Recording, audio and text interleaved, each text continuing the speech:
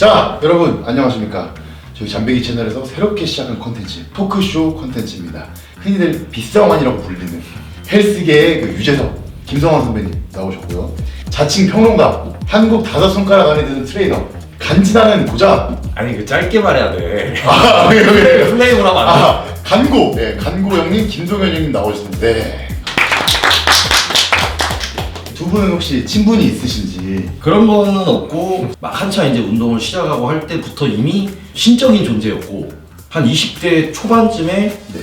이제 성환이 형님한테 운동을 배우고 싶어서 이름이 알려지기 전에 오. 옛날에 연락을 드렸었던 적도 있어요.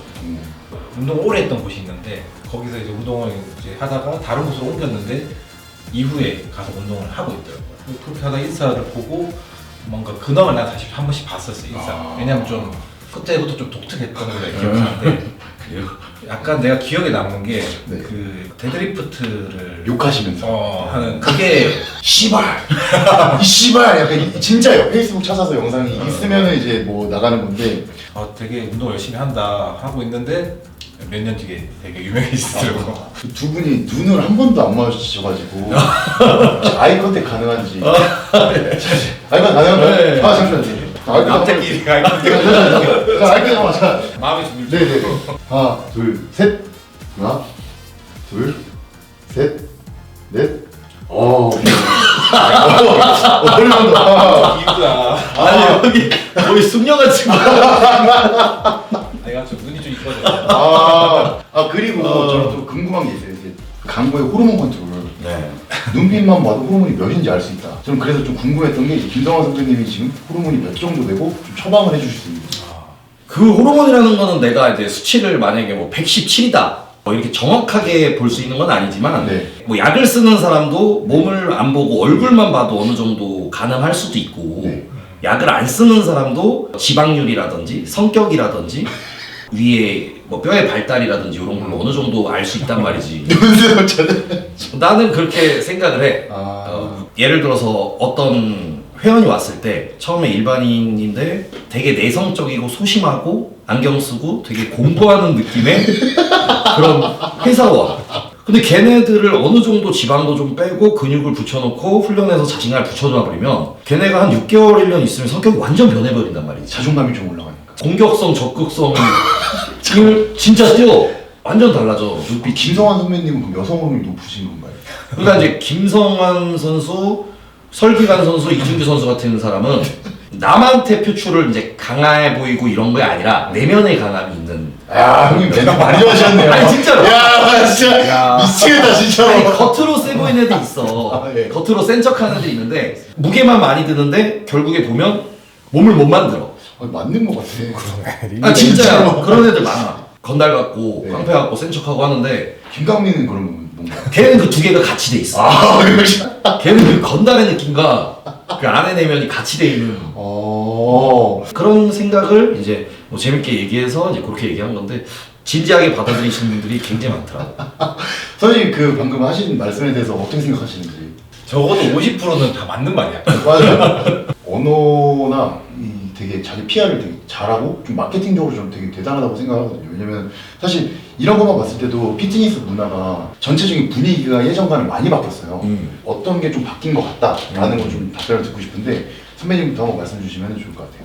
단체가 많아져서 선수들도 뭔가 목매는 느낌이 없는 것 같아. 자유롭게 그냥 자기가 그냥 나가고 싶은 대회 나가고 그게 자기를 이렇게 표출하고 그런 사람들이 많이 나가는 거니까 그 사람들이 또 SNS도 많이 하고 또 그런 사람들이 또 사업 수완이 좋아서 또 사업을 연결을 하기도 하고 되게 좀 어떻게 보면 자연스러운 것 같기도 하고. 형님은 어떻게 생각하시는지? 옛날 선배님들 대보만 있을 전국체전 시절 사람들은 엄청나게 사생결단으로 시합을 준비를 했지. 진짜 생존하고 걸려있는 게임을 하기 때문에 간절함이랑 절실함이랑 어떤 경쟁적인 부분에서 비교가 안 됐어 지금이야. 옛날 일단 전국체전에서 뭐 어느 정도 높은 선수가 되려면 최소 기간 잡아도 일단 10년에서 15년은 시작을 해야 된단 말이야. 진짜 맞아요. 순위 변동이 잘 없었어요 사실. 그러니까 보디빌더라 그러면 그 위상이 어마어마했단 말이지. 그 아무나 될 수 없는. 그냥 무슨 여기에 분야에 발을 들이면 일단 10년은 해야지. 맞아요. 일단 중간에 들어간다라고 했기 때문에 일반인들이 엄두를 낼 수가 없었어.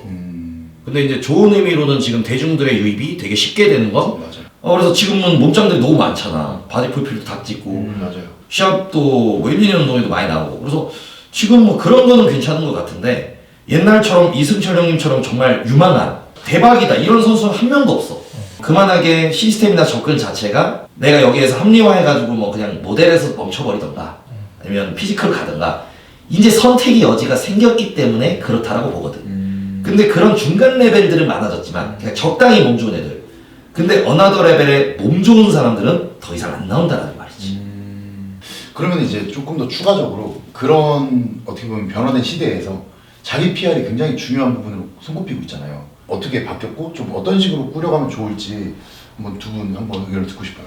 제 생각에는 지금까지 제가 뭐 몇십 년 이제 이 분야에 있었지만 좋은 가능성 있는 선수는 되게 많이 봤어요. 근데 결국에 그만두게 되거나 포기하게 되는 이유는 보디빌딩을 계속 할 수 있는 수익을 만들어내지 못하기 때문에. 그러니까 운동은 잘하고 몸은 잘 만드는데 그 외적인 시간에 무엇을 해야 될지 모르는. 맞아요. 이게 몸이 좋아지면 좋아질수록 돈이 더 들어가는데 그거를 이제 해결해 나가는 게 그것도 보디빌딩 한 포함인데 철학이 있어요 진짜.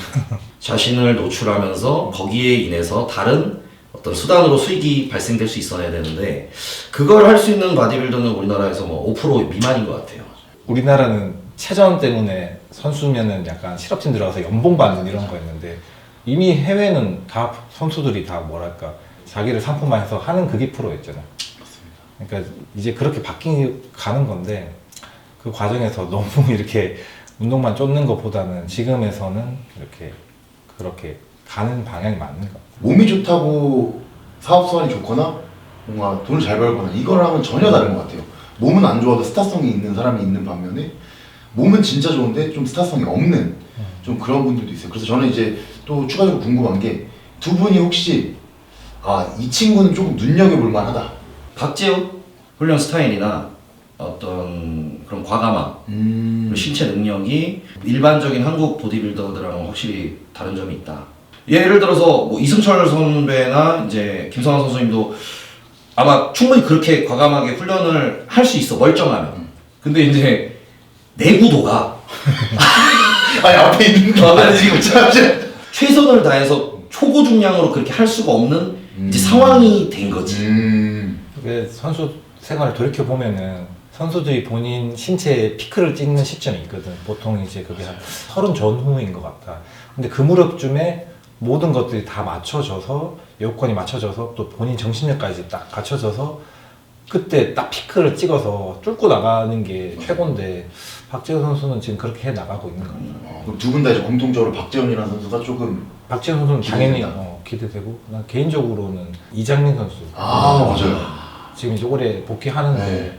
자기 몸을 항상 관찰하면서 이렇게 네. 좀 스마트하게 하는 편이고 운동을 나는 그 친구가 나이가 좀 있지만 이제는 가능성을 보는 게 몸무게나 근육량 대비 무게를 생각보다 많이 다루지 않아. 그러면은 부상 위험도 없는데 사실 더 무게도 올릴 수 있는 상황이에요. 맞아요. 자기 그 한계치가 있단 말이야. 많이 안 올려놨어요 지금. 한 2년, 3년 정도 밀어붙이면 헤비급에 그래도 괜찮은 인지가 되지 않을까. 저 형님이 말씀하신 거에 내가 한번 덧붙여서 얘기를 하면 이장민 선수가 그렇게 사이즈도 크고 체중도 많이 나가는데 스쿼트를 한 120kg 정도로 그렇게 몸을 만들었단 말이야. 맞아. 물론 심미성이나 사이즈나 이런 건 엄청난데 그거를 120으로 만들었다는 건 그 가능성을 말씀하시는 거거든. 그 내구도도 살아있고 실력도 지금 있기 때문에 점점 조금씩 무게를 추가해서 되게 효율적으로 갈 수 있다라는 이제 얘기인데 계산이 그렇게 되는 게 맞아. 근데 재훈이는 내가 봤을 때 롱런 할 수 있는 선수인가 그거는 조금 애매해. 왜냐면 그게 걱정되더라고. 왜냐면 노련함이나 이제 아직 경험이 부족하기 때문에 지금 뭐 스쿼트 300 치고 날아다니지만 언제까지 그렇게 훈련할 수 있느냐. 지금 당장 효과를 봐서 1, 2년 뭐 우세하다고 해서 그거 계속 그렇게 볼 수는 없어. 그런 뭐랄까 자신만의 주기 하나, 자신만의 그런 리듬을 좀 찾아서 효율적인 방법을 찾는 게 선수 생활 롱런하는 데 좋기는 한 것 같다 확실히. 그러면 이제 두 분이 좀 어느 정도 공통된 의견이었는데 제가 또 상반된 게 뭐가 있을까 생각을 하다가 한가는 이제 동현이 형 이제 한 세션에 100만 원짜리 그거에 대해서 좀 궁금하고 선배님이 이제 레슨을 왜 안 하시는지. 뭐 길게 등록하면은 가격은 좀 내려가지만 아. 한 번을 배울 때는 100만 원이 맞고 왜냐면 내가 그거를 해줄 수 있으니까 그 금액을 그냥 받은 것 뿐이야. 그렇게 해도 내가 팔리고 걔네가 만족할 걸 알고 있기 때문에. 시장에 이렇게 내던져졌을 때 자기의 가치를 저렇게 평가할 수 있다는 것 자체가 전 진짜 리스펙하는 부분입니다. 아니 그분들이 저도 적은 금액부터 했지만 선수 레슨 하는 분들이 기대감이 어마어마해. 바라는 양이 정말 엄청나. 그래서 나도 이 정도 금액이 아니면 안 하는 게 낫다라고 생각하는 거고. 사실 김성환 선수 하면은 다 막 빗성환 막 찬양을 하고 당연하게 이제 어떻게 보면은 수요가 있는 거죠. 근데 이제 공급 쪽에서 차단을 해버리는 까인 것만 제가 한 30번 들은 것 같아요. 그래서 왜 혹시 레슨을 안 하시는지 좀 피하시는지 그 이유가 궁금합니다. 다른 것보다도 이제 그 이미지가 난 좀 어려웠던 것 같긴 해. 나하고 이제 좀 코드가 맞아서 이게 주거니 받거니 잘 돼서 만족도가 되게 좋은 회원님이 있고, 아 이분한테는 내가 돈을 좀 돌려드려야 되나? 이런 분도 있을 수 있고. 맞아요. 이게 좀 각양각색이잖아. 나는 수업하는 거 자체가 나도 좋거든. 즐겁고 보람도 있고. 근데 거기서 내가 좀 스트레스를 받기 싫었던 것 같다. 내가 좋아하는 일을 그냥 내가 힘을 쏟을 수 있는 양이 있잖아. 에너지가 있는데 그럼 그 타임이 많지가 않으면 그럼 내가 수업하겠습니다 딱 하면은 너무 많이 이제 지원을 할 거고, 그럼 나는 이걸 어떻게 또 선별을 해야 되나, 이것도 조금 고민이었고 혼자 생각이 좀 많은 편이라. 근데 이제 형님 같은 경우나 이승철 선수 같은 경우 내가 봤을 때 레슨을 안 하는 레벨이라고 생각하고 그게 좋다라고 생각하는 게, 이 가지고 있는 모든 에너지를 내 운동과 라이프와 훈련이나 모든 거에 대야 되는데 지금 약간 조그만한 여기에다가 그거를 스트레스와 에너지를 뺏기고 있으니 우리한테 이제 선수 레슨 받는 애들 약간 히스테리 부리는 것도 있고 모든 걸 해주길 원하는 레슨 이외에도 그런 과하게 바라는 것들이 있단 말이야. 그냥 취미로 시합 준비하는 분도 아니고 정말 직업적으로 국가적으로 이렇게 준비를 하는 분들은 그러면은 좀 낭비적인 게 있는 것 같다. 그래서 나는 우리나라 올림피아들이 레슨하는 걸 보면은 좀 안타까워. 왜냐면 그분들이 더 훈련에 집중하고 그냥 움직임만으로 어떤 상품화가 돼서 다른 걸로 수익이 되면 되게 성적이 더 잘 나올 텐데, 그분들도 결국에 인스타랑 몸 만들어서 시합사진 올려서 한다라는 게 레슨 모집 그것밖에 안 되니. 뭐 외국과 한국은 다르겠지만 외국은 그렇게 안 하니까, 다 직업들이 트레이너를 안 하니까 선수가 그런 부분이 좀 해결되면 좋지 않을까. 저는 말씀에 대해서 굉장히 공감을 계속 하게 되는데, 근데 저는 이제 야투 때 터지면서 되게 많은 사람들이 알게 됐잖아요. 근데 어쩌다가 이제 지금의 이렇게 평론을 하게 되는 포지셔닝에 이제 위치하시게 되셨는지 저는 그게 너무 궁금해요. 나는 원래 그냥 습관적으로 공부를 파고드는 거지. 이 분야나 이 선수나 운동이나 뭐 식단이나 여러 가지에 대해서. 그래서 성환 형님에 대해서도 오늘 이렇게 만나서 깊게 얘기하는 건 처음이지만 수십 년간 분석해왔단 말이야. 이야. 난 성환 형님에 대해서 거의 다 안다고 봐. 그러면은 김성환 선수는 이거 고쳐야 된다. 그런 상상을 이미 몇 년을 해봤어. 이야. 그러면 이 상상이 현실로서 뭐 마인드, 스타일, 뭐 운동 스타일부터 모든 걸 여러 가지로 알아야 돼. 네. 성격도 그렇고. 근데 이제 난 성환 형님이 옆에 계셔서 그런 게 아니라 너무 아니 그만 들어봐. 너무 크게 말 아까 계속 말씀 나누면서 나왔지만 여러 가지가 다 모든 걸 너무 영리하게 접근하셔서, 나는 여기서 이렇게 했으면 좋겠는데 이거는 지금 무릎 상태가 안 좋아서, 아니면 이건 조절하느라, 아니면 이건 이 체급에 맞게. 그러니까 건드릴 부분이 거의 없어. 형님 이거 팔 너무 하는구나. 아니 진짜야. 인스타그램 라이브 할 때 들어가서 댓글로 물어볼게요. 아니 진짜 이 정도면 의문을 하는 거지. 내가 무슨 수정을 해서 이렇게 하는 게 좋다 이런 레벨이 아니야. 그러면 이제 선배님이 보실 때 하는 행보에 대해서 좀 조언이나 첨언해 주실 부분이 있는지. 강도라는 캐릭터가 결국 비슷한 캐릭터가 누가 됐든 한 명은 있었을 것 같다. 돌이켜보면은 약투 이전이 문제가 되게 많았어. 우리 자체적으로 맞아요. 회원한테 뭐 약을 먹인다든지 뭐 그냥 진짜 말도 안 되는 그런 일들이 되게 많았는데, 맞아요. 그런 일이 커지다가 약투가 커진 거죠. 그렇잖아. 흔히 그 요즘에 그 피트니스 이 바닥으로 하는데 이 바닥에 큰 문제만 없다면 강구라는 캐릭터는 계속 온순해지겠지. 맞아요. 근데 문제가 생기면 뭐 그런 거에 대해서 아무래도 지적을 하고 뭐 좀 소리를 내는 스타일이니까는 그냥 자연스러운 캐릭터가 아닌가. 그리고 뭐 그 흐름에 맞게끔 움직이는 캐릭터인 것 같아요. 실제로 만나뵈서 좀 이제 대화를 해보니까 좀 어떠신지 좀 그것도 듣고 싶어요. 일단 기본적으로 보디빌딩을 잘 아는 사람이에요. 카메라가 없는 상태에서 얘기를 하면 되게 재밌게 얘기 나눌 수 있는.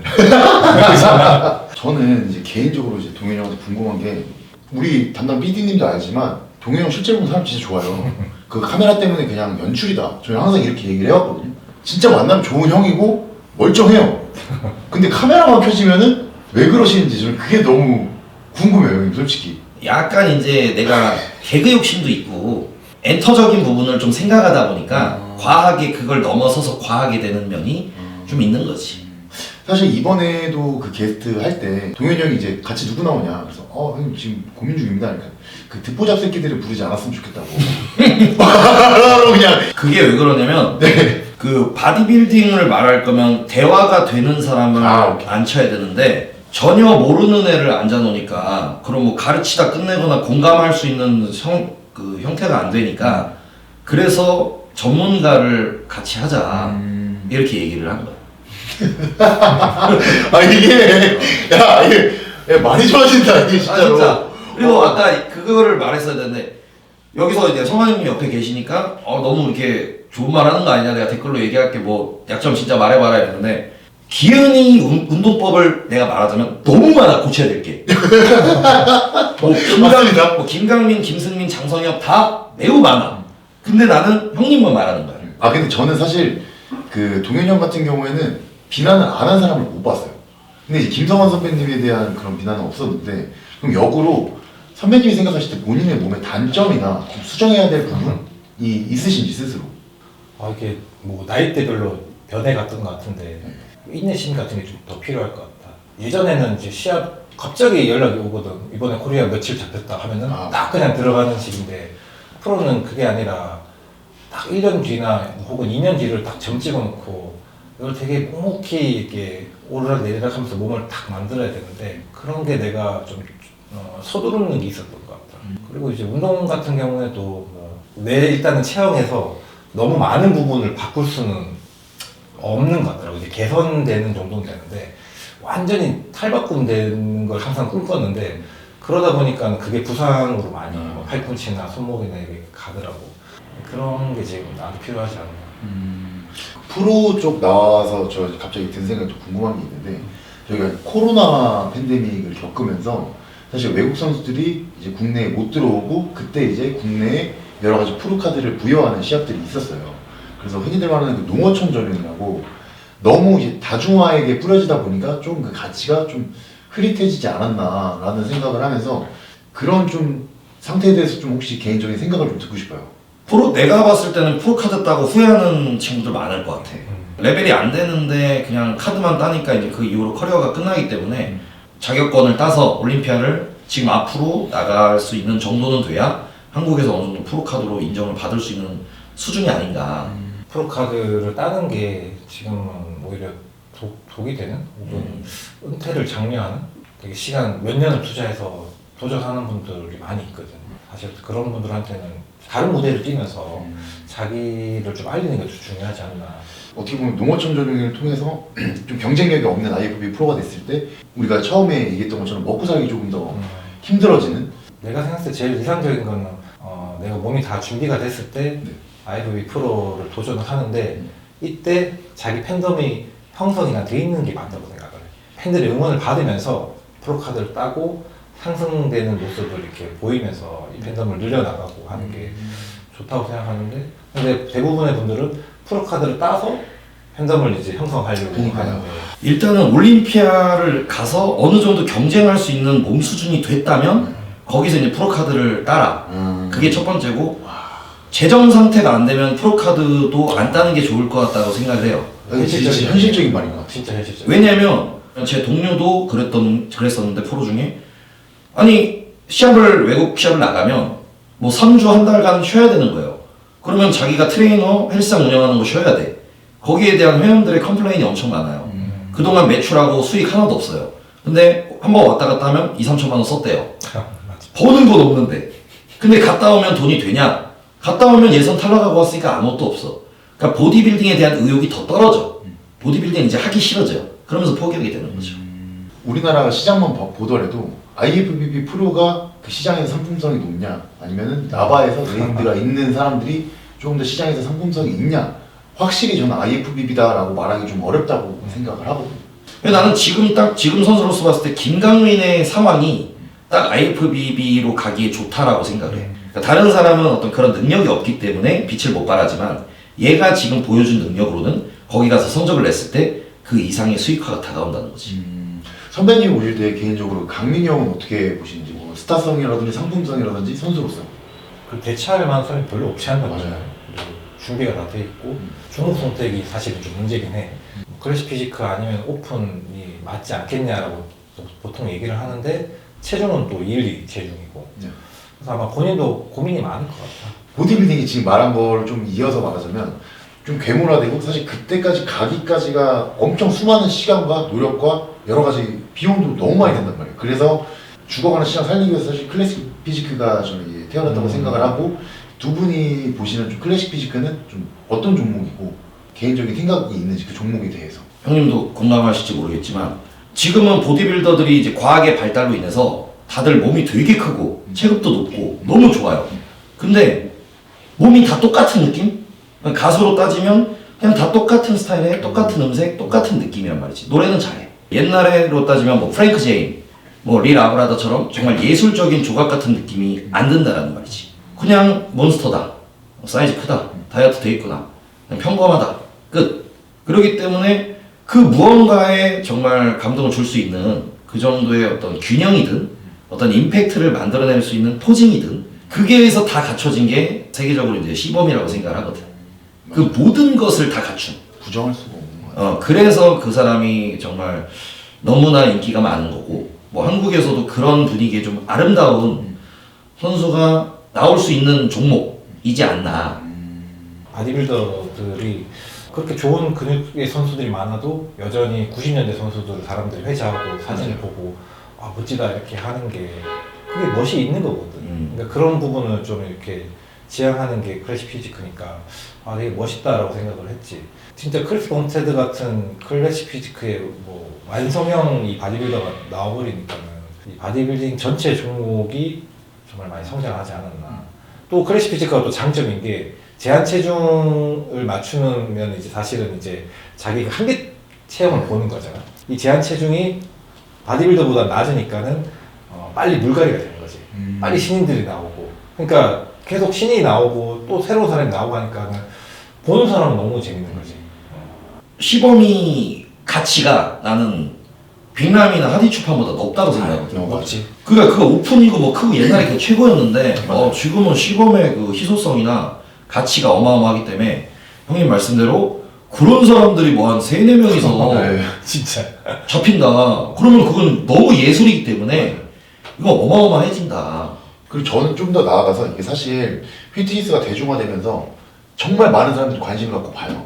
물론 뭐 내추럴 보디빌딩을 추구하는 분들도 있고 또 그렇지 않은 뭐 약물을 사용하는 분들도 있지만, 이게 좀 더 대중에게 자연스럽게 스며들 수 있는 뭐 해결책? 뭐 아니면 혹시 생각하시는 방안 있으신지? 근데 보통 이런 경우에는 이렇게 이렇게 자연스럽게 흘러가게 되더라고. 이제 순리대로. 그러니까 우리가 처음 봤을 때는 로니 콜만 보고 맞아요. 뭐 제이 커터를 보고 운동하니까 뭐 저렇게 돼야지 하고 리프레스처럼 막 먹고 막 그렇게 했다면은 지금은 크리스 범스테드 보고 이렇게 하니까 일단 시작하는 사람들의 기준도 다르고 접근의 방향도 다르고 거기서 이제 멈출 수도 있고 그러다 보면은 되게 익스트림한 보디빌딩을 하는 사람은 죽을 것 같아. 되게. 그렇게 되면 또 어느 정도 약물에 대한 거는 좀 약하게 들어가고 좀 거부 반응 없이 어느 정도 스며들 수 있지 않을까. 사람들도 약투를 겪고 나서 저게 위험하다는 거는 이제 인지는 하고 있어서. 근데 예전에는 사실 문제가 그런 거였거든. 그냥 혼자 그냥 인터넷 찾아보고 혼자 공부해가지고 이렇게 업자 스택이라고 하죠. 업자 스택. 그러니까 이게 그거 진짜 위험하고 하니까 그랬던 것 같고 지금 어쨌든 계속 변화하고 있는 중이라서 이전보다는 확실히 낫지 않을까. 대중들이 봤을 때 뭐 로니 콜먼, 뭐 빅남이, 시범, 범스테드 이런 사람한테 약쟁이라고 욕하는 댓글은 저는 못 봤어요. 그렇게 욕을 하지도 않아요, 약을 쓴다고. 근데 그렇게 이제 초전문가에서 이제 탑 클래스면은 뭐라고 안 하는데, 뭐 일반 뭐 회사원이 취미로 한다. 아니면은 그냥 트레이너들이 뭐 자기가 봐도 뭐 엉망인데 운동이나 자기 관리가. 근데 일반인 같은 애들이 그냥 어린 애들이 뭐 해버린다. 잘 운동도 기본도 못 하는데 또 근데 걔네가 사용할 줄도 모르는 상태에서 공부도 없이 사용하니까 부작용을 겪고 그러면서 이게 인식이 굉장히 안 좋아진 것 같아. 그래도 거짓말 친 것도 되게 한몫했어. 맞아 맞아. 내추럴이라고요? 네. 왜냐면 이거를 말하기엔 내가 너무 창피한 거지. 왜냐면 내가 나 썼어라고 하기에는 일반 사람들은 쓰면은 흑인 로니 콜먼처럼 될 줄 알아. 걔네는 진짜 쓰면은 달력에 나오는 그걸로 분류 될 줄 알더라고. 근데 나 썼어라 그러면 약수구 이 몸이면 넌 바보네. 이게 말이 돼? 이렇게 하니까 솔직하게 말하고 싶어도 못 하는 거야. 왜냐면 지금 대중의 수준이 그 정도니까. 저는 그 또 이 얘기 들으면서 좀 궁금했던 게 김성환 선배님 같은 경우 되게 어떻게 보면은 평이 되게 좋으시잖아요. 혹시 기억에 남는 악플 있으신지?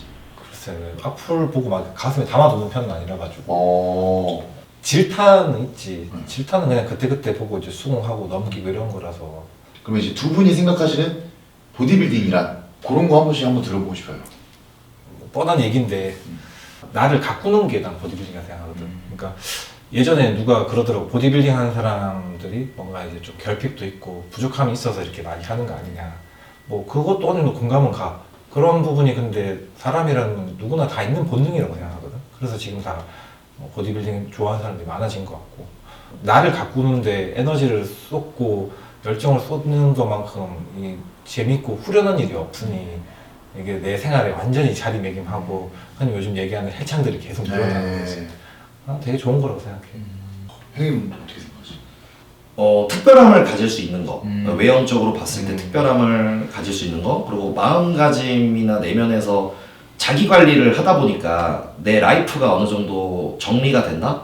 스케줄이나 나의 아침 식사나 저녁에 자는 라이프 그런 것들이 어느 정도 정리가 되는 좋은 면이 있고 또 이게 끝이 없다 보니 계속 발달하고 있는 과학과 방법과 여러 가지가 재미가 있다. 끝이 없이 정말 이거를 잘 알고 이해를 하고 간다면 끝까지 질리지 않고 갈 수 있는 어떤 취미이자 직업이지 않을까. 저는 그럼 마지막으로 이제 오늘 마지막으로 드릴 질문이 하나 있는데 두 분에게 운동 다 빼고 진짜 인간 김성환, 인간 김동현 최종 목표를 한번 들어보고 누가 나에게 목표가 뭐냐라고 물어봐서 아직 모르겠거든요. 그래서 조금 저는 좀 어드바이스도 듣고 좀 간접 경험을 하고 싶어서 나는 솔직히 뚜렷하게 있는데 네. 그거를 말했다가 어떤 전략이나 어떤 계획에 차질이 생길 수도 있고 아니 무슨 계획과 전략 잠깐만 아니 형님 인생의 목표를 말했더니 그거를 흉내내거나 여기저기서 문제가 생길 수 있어. 그래 생각을 못 하신 거 아니죠? 그러니까 답변을 해야 아니, 되는 그거에 대해서 나는 고찰이 되게 많아 항상. 그럴 것 같아요. 형님에 대해서 수십 년 이미 지금 분석했다니까. 그럴 것 같아요. 아니면 선배님은 혹시 인간 김성환으로서의 목표와 계획이 있으신지? 어릴 때 학창 시절에 하고 싶은 게 별로 없었거든. 근데 운동은 좋아해서 운동은 했지. 대학 들어가면 뭐 할까 하다가 체대 가서 이제 바디빌딩 하니까 진짜 재밌더라고. 내가 큰 꿈 없이 살다가 바디빌딩 하고 나는 좀 되게 행복했던 게 되게 많았던 것 같아. 그리고 행복한 걸 겪을 때마다 항상 와 이걸 내가 언제 또 이렇게 겪을 수 있을까. 내가 토론토 가서 1등을 하고 이제 바로 올림피아 가게 됐을 때 그때 프로카드 따고 바로 1등하고 이렇게 했을 때 야 이런 경험을 내가 태어나서 또 할 수 있을까 그런 감정이 많이 생기더라고. 그래서 내가 그냥 생각하는 거는 내가 이제 하고 싶은 거 하면서 그때그때 내가 순간을 즐기고 행복해야겠다가 좀 요즘은 커. 그런 게 있어. 나도 이제 약간 경상도 사람이라서 내 감정에 좀 솔직하지 못한 게 있었는데 그걸 고쳐야겠다 되게 노력을 많이 했거든. 그래서 눈물이 나면 울려고 하고 좀 그런 감정 표현을 혼자 있더라도 이제 좀 스스로 이렇게 하려고 하고 이렇게 하거든. 근데 그렇게 했을 때 내가 행복감이 정말 크고 아 이게 행복이라는 게 그때그때 내가 이제 누려야 되는구나. 그냥 오늘 하루에 뭐 일정 중에서도 내가 행복감을 느끼려고 해야 되고 그냥 지금 상황에 좀 감사함을 가지려고 해야 되고. 오늘 너무 어려워지고 있는데 희노애락이 다 있는 운동인 것 같습니다 진짜로. 아마 이 채널을 이 영상을 보시는 분들은 아마 어떻게 보면은 선배님들 보고 형을 보고 또 트레이너로서 꿈도 키우고 선수로서 꿈도 키우는 이 전반적인 피트니스 산업에 들어와 있는 사람일 텐데 마지막으로 좀 해주고 싶은 말 한 번씩 좀 해주시면 좋을 것 같아요. 저한테 찾아오는 사람들 중에 올림피아가 되겠다. 나는 무슨 뭐 나발을 뭐 몇 년 안에 뭐 김강민을 잡겠다. 뭐 이상한 소리를 하면서 헛된 망상을 하는 친구들이 굉장히 많아. 진짜 많아. 성환이 형님처럼 그냥 무던하게, 차분하게, 그냥 정말 그냥 좋은 일이 있어도 안 좋은 일이 있어도 그냥 티 안 나는 그냥 그대로의 기복 없는 페이스 있잖아. 어떤 꿈에 대한 일관성이 그냥 묵묵하고 똑같이 차분하게 가야 되지 않나. 확 불타오르는 애들은 확 또 꺼지네. 금방 꺼지고 걔네가 흥분되고 격앙된 상태에서 잠깐의 열정이지 그게 진짜 열정이 아니거든. 그냥 뭐 문 벅차고 들어오면서 뭐 긴감이 뭐 긴감이 2년이면 된다고 하니까 그런 사람들은 일단 수치가 좀 높은 거거든요. 너무 성적 약으로 이제 좀 눌러야 되고. 그럼 선배님은 그럼 혹시 그런 친구들에게 마지막으로 좀 해주신 말씀 있으신지? 그냥 그 나 자신한테 집중하는 게 최고인 것 같아. 이게 뭔가 이걸 해야지 이게 다는 아니거든. 그리고 내 몸에 집중하다 보면 어느 순간 쌓여져 있는 거고 이 바디빌딩은 뭐 어떻게 됐든 간에 시간이 필요로 하니까 꾸준한 반복이 정말 이제 필수니까 그냥 내 운동하는 거 식단 관리하는 거에 그냥 거기에 그냥 재미를 느끼는 게 제일 좋다고 생각해. 근데 보통 자기한테 조금만 좋아져도 취해 있으니까 근데 엄청 좋다고 생각하잖아. 이게 나르시즘적인 운동이니까 또 어쩔 수가 없는 것 같아요. 그래서 오늘 사실 이렇게 두 분을 모시고 보디빌딩 관련돼서 엄청 얘기를 나눠봤는데 사실 그 삶의 철학을 담은 것 같습니다. 네, 사실 좀 더 여쭤보고 싶은 것들도 굉장히 많았는데 그냥 그것이 알고 싶다지. 네, 자세한 부분 다큐멘터리지 그냥. 자세한 부분들도 있었는데 조금 그래도 실제로 만나 뵙기 힘드신 분들이니까 보시고 좀 많은 도움을 받았으면 좋겠습니다. 저는 이제 마지막 인사드리기 전에 오늘 이제 장소협찬은 이제 코오롱 스포츠에서 저희 잔배기를 도와주셨다는 점, 판매하고 있는 이제 아미노 모터도 있으니까 관심 가져주셨으면 좋겠고 두 분 나오셔서 너무 감사드리고 이제 오늘 여기서 마무리하도록 하겠습니다. 감사합니다. 감사합니다.